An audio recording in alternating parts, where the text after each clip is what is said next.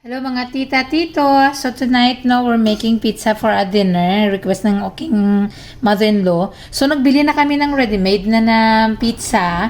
May mga toppings na siya, tino. Pero dagdagan lang namin ng capsicums, mushrooms, tapos may pineapple. And then we have bacon na sa fridge pa.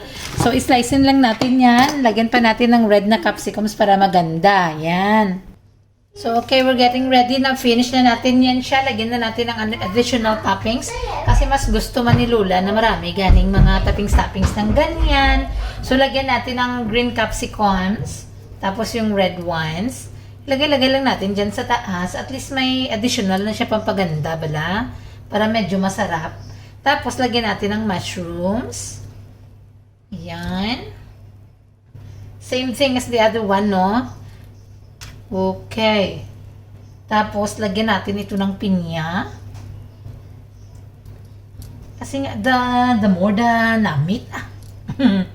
Tapos, lagyan natin ng maraming cheese.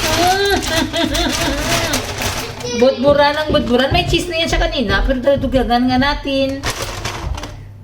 Para loaded ng cheese yan. Tapos, isalang na natin sa oven for 15 minutes until mag-golden brown lang itong ating cheese.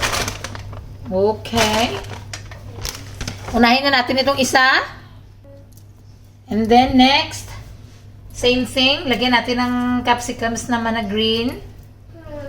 Actually, okay na ito siya, no? Pero medyo parang manipis ba?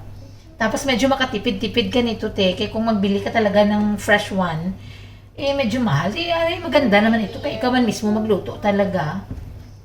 Ayan. Yan. Tapos lagyan mo na maraming toppings kasi gusto nga ng asawa ko niya maraming toppings, te. Oh, tapos maraming pinya. I-load na, lunodin mo sa pinya ba? Lunodin mo sa mushrooms, ganyan. Oh.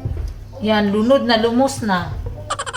Ayaw man ang gusto nila. Ayaw man nila ng nipis na pizza na parang yung crust na lang natira, yung ano tawag dyan. Ayaw nila yan. Sayang-sayang lang daw ng pizza yan. Dapat puno-puno. Magalit na yung mga Italiano sa atin, magalit na yung mga ano ba tawag, mga expert sa pizza, balahaw. Kanya-kanya man yung gusto sa buhay, tita. Alangan yung gusto mo, insist mo sa gusto ng iba.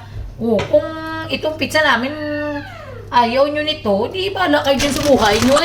Tapos lagyan agad ng maraming cheese na naman ulit.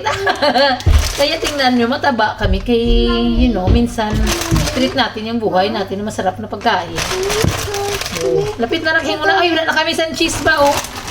Lagyan pa natin to, ubusin pa natin na isa. Oh, hingon lang na minute. Kaya nag-video dito si Mami, da. Oh, perfect na ito, tita. Ubos na ang cheese. Mag-open na naman tayo ng panibagong box. Wala! Ay, benta na. Okay, here it is. Sasalang na natin ang una.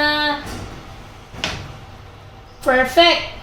Oh, ano pa?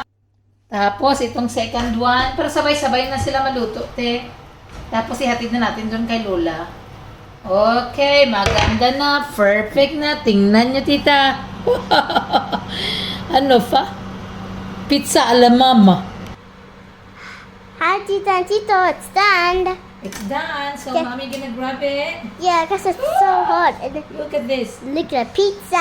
It's a mushroom. good. And it's like mushroom. I am your mushroom. I am your mushroom. You listen to me. Oh, one more down, one more down. And there's One another one. There's Oh, another. perfect. There's another one. Maybe not a little bit more. Oh, yeah. A little bit more. We forgot. Alright, tita. It's ready for slicing na. Slice na natin. Oh, Oh, perfect. oh, yeah, baby. Ooh. This is so easy. We'll give some another bigger one. Easy peasy. Easy peasy. Yeah, easy Can I have a peasy. piece? Me too. Come on. I'm just gonna take off the pineapple. Oh. I support the Italians. I love pineapple. I love pineapple. I want mine. Okay, give to Nana. Oops. It's go time. Take off. It's go time. Woo. Mushrooms. I hate mushroom. Yeah. Pineapple's good. Oh.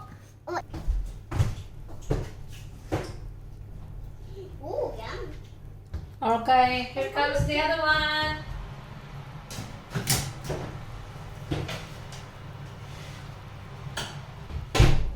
Oh.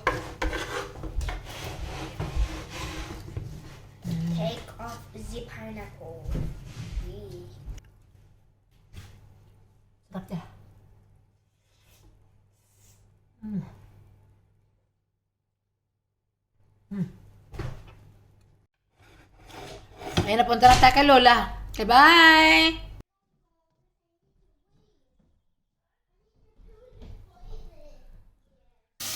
Parang nabitin yung aming pizza ba? So, nagawa ako ng additional na maliliit lang para kay Dad na may natira pa man dito kanina.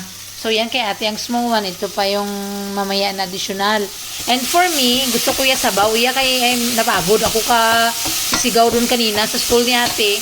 So, magsabaw tayo ng manok, te. Tapos nakita ko itong organic na sabi na chicken. O, free range siya.